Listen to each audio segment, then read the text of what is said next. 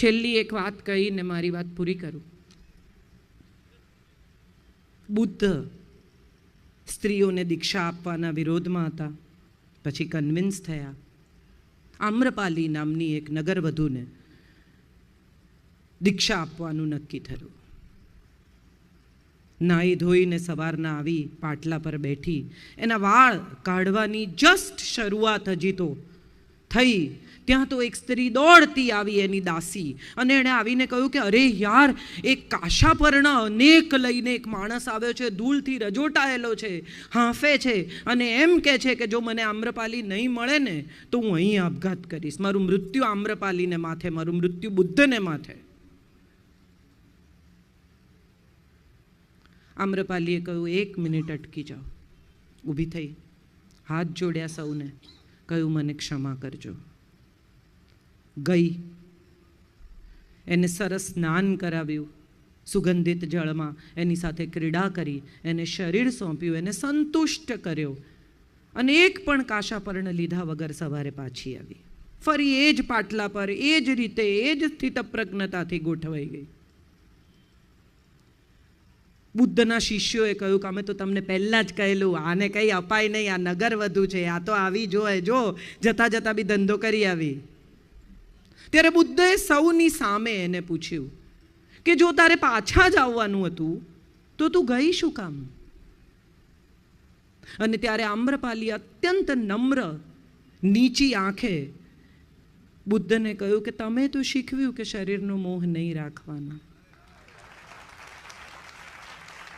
હું એવી કેટલીય સ્ત્રીઓને ઓળખું છું જે વૃદ્ધ કોઈ બીજાની સાથે થવા માંગતી હતી, છતાં કોઈકનું વૃદ્ધત્વ પાળી રહી છે. હું એવી કેટલીય સ્ત્રીઓને ઓળખું છું જેના હૃદયમાં કોઈ બીજું જ છે, અને છતાંય એના લગ્નનો ફોટો એના ટેબલ ઉપર કોઈ બીજાની સાથે હસી રહ્યો છે, અને એણે આંખમાં ક્યારેય પાણી પણ આવવા દીધા નથી. હું એવી કેટલીય સ્ત્રીઓને ઓળખું છું કે જેની સાડીની ગડીઓની વચ્ચે એક પ્રેમપત્ર એણે સદીઓથી સાચવી રાખ્યો છે. કાઢીને વાંચવાની પણ એની હિંમત નથી થતી. એ પત્રની લીટી એને મોઢે યાદ છે. તેમ છતાં એ પત્ર એ જ્યારે ફરી વાંચે છે ને ત્યારે એને નવો જ લાગે છે. સ્ત્રીઓ બહુ દેવદાસ નથી થતી સાહેબ. દારૂ પીને જાતને બરબાદ કરવાનું એને પોસાય નહીં, કારણ કે એની આસપાસ એક આખું જગત છે, દીકરી પ્રતિષ્ઠા છે, એણે પરણી જવાનું. એ દારૂ પીને ગમે તેમ જાતને બરબાદ કરે તો પિતાનું શું થાય, પરિવારનું શું થાય? દીકરો કરે તો ચાલે. એને દેવદાસ થવાની છૂટ, સ્ત્રીને દેવદાસ થવાની છૂટ નહીં. એને હૃદયમાં ગમે એટલું દુઃખ થયું હોય, એનો દિલ ગમે એટલા જોરથી તૂટ્યું હોય, એને ગમે એટલી તકલીફ થઈ હોય, પણ એણે સેલો ટેપ ચોંટાડીને ચૂપચાપ પરણી જવાનું. કેમ? તો કે દીકરી પ્રતિષ્ઠા છે. આપણે બધા અજાણતા જ સ્ત્રીના સૌંદર્યને પ્રેમ કરતા થયા છીએ, એના વ્યક્તિત્વને ઓળખતા જ નથી. એના 2 સ્તનની પાછળ એક મન છે સાહેબ,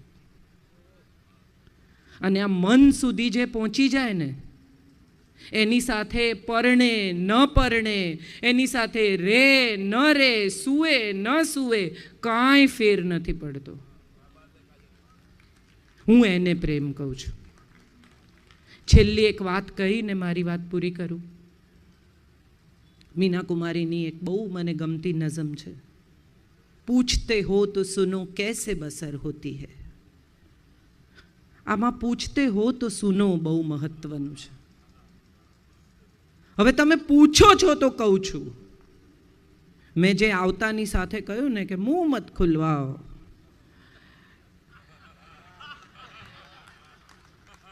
એ વાત મારે કરવી છે. પૂછતે હો તો સુનો कैसे बसर होती है, रात खैरात की सदके की सहर होती है.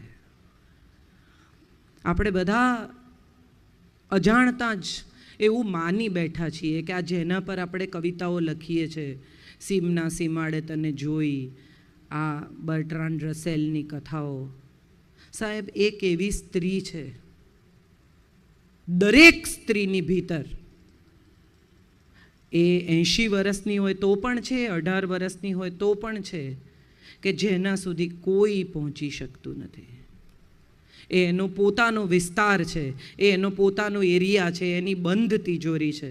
અને જો કોકના હાથમાં એ તિજોરીની ચાવી લાગી જાય ને સાહેબ, તો એને જે મળે ને એની મેળવનાર પુરુષને હજી કલ્પના જ નથી. આ વાત સાથે મારી વાત પૂરી કરું છું. મારે માટે પ્રેમ એ ટોલરન્સ નથી, મિસિંગ નથી, વેઇટિંગ નથી. મારે માટે પ્રેમ એ કોઈ કવિતા નથી. મારે માટે પ્રેમ એ એક ઠોસ અનુભૂતિ છે. તમને ઊંઘમાંથી કોઈ જગાડે ને થપ્પડ મારીને ને તમારી આંખ ખુલે તો કેવા બેબાકળા થઈ જાઓ, એમ પ્રેમ થાય છે સાહેબ. માણસ ઊંઘમાંથી ઉઠીને અચાનક જાગે ને એને સમજાય ને કે અરે હું ક્યાં છું, એ પ્રેમ છે. તમે ક્યાંક બેઠા હો ને તમારા પગ નીચે રેલો આવી જાય ને તમારે પગ ઊંચા લેવા પડે ને તમને સમજાય કે હવે જો અહીંથી ઊભા નહીં થઈએ ને તો આપણે પલળી જઈશું, એ પ્રેમ છે. આ આટલી ગરમીમાં તમે શ્વાસ લેવાનો પ્રયત્ન કરતા હો અને કોઈ માથા પર કોથળી પહેરાવી દે અને જે ગૂંગળામણ થાય ને એવી ગૂંગળામણ થવી જોઈએ, તો હું એને પ્રેમ કહું. માથા પરથી પાણી પસાર થઈ જવું જોઈએ. છબછબિયા કરનારા મેં બહુ જોયા છે, ડૂબનારા હજી સુધી મને મળ્યા નથી. જેને મળે એ મને એકવાર મળાવે એવી મારી ઈચ્છા છે. પ્રણામ.